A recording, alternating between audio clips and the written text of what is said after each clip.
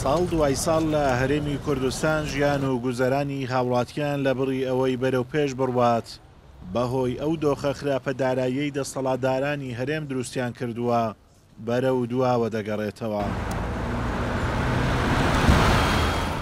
لە هەرێمی کوردستان گۆڕینی ساڵەکان تەنها بۆ تەژمارە و هاوڵاتیانی سۆران دەڵێن 2024 ساڵێکی پڕقەیران بوو، ساڵیش بۆ دەمان کورد بۆوە. وەڵا بەداخەوە لە سایەی حکومڕانێکی بێباک و دەسەڵاتێکی کەم تەرخەم و بێخەم لە ژیانی هاوڵاتیان نەک ساڵی هەر ساڵی 2024 بەڵکو ساڵ لە دوای ساڵ دۆخەکە خراپتر دەبێت، ڕۆژ لە دوای ڕۆژ ینی ژیانی خەڵکی سەختتر دەبێت لە کەمی خەزمەتگوزاری، لە بێموچەی، لە نەبوونی کار و کاسبی لە هەر ڕوویەکەوە تەماشا دەکەی ژیانی خەڵکی تا دێت سەختتر دەبێت. ئەن ئێستا ساڵێکمان بەڕێ کرد بە دەمانگی. ئێستاش نەک ساڵی 2024 بەهۆی قەیرانی ئابووری کە لە وڵاتەکەماندا لە کوردستاندا هەیە کە موچەی فەرمانبەر نادرێت دەکۆی 12 مەحاش دەماش بە تاواتی نەهاتووە. داوا کارگەر دەکاتە سەر هەرموو چینی توێژەکانی ناو کۆمەلگا، بە تایبەتی چینی کرێکار، بە تایبەتی چینی ئەو دوکاندار ئەگەر موچنێت بازار نییە.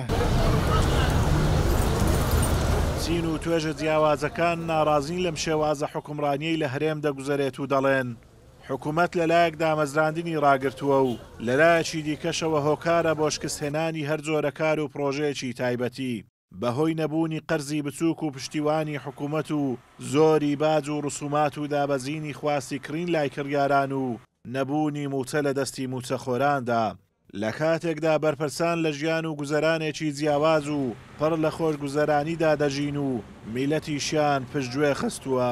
یەکێک لەوانەمەکە تقریبا نزیکەی وهات لۆ 10 ساڵان تەخەڕوجم کردێت تا ئێستا نەک لە کەرتی گشتیدان نەمەزام لە کەرتی تایبەتی کارمان پێڕەوە نابین و بۆ خۆمان هەوڵماندا لە ڕێگای ئەومان تۆڕە بژێوی ژیانی خۆم پێیاکەم، بەڵام لەگەڵ ئەوەشدا دیسان هەر لێ ناگەڕێن بەهۆی قەیران و نەبوونی موچەوە کار و کەسابەتی خۆمان بکەین. یعنی دەبینین ساڵ دوای ساڵ حکوومەتی هەرێمی کوردستان لە زیاتی مانگی بیتە 12 مانگ زاروێ دەبێتە دەمانگ. بە پێم وابێ بە پێی موچەی ساڵنامەی فەرمانبەران بەهێشتا ئێمە لە ساڵی 2017 و 16 و 15 نەک لە 2025. وەڵڵاهی بێبازاری بوو، معاش نەبوو، چێکابرە گوتی فەقیر و هەزار پەچکەت بوو، ئەوەی دەوڕەمەند بوو گوێ لێ نەبوو، مەسوول و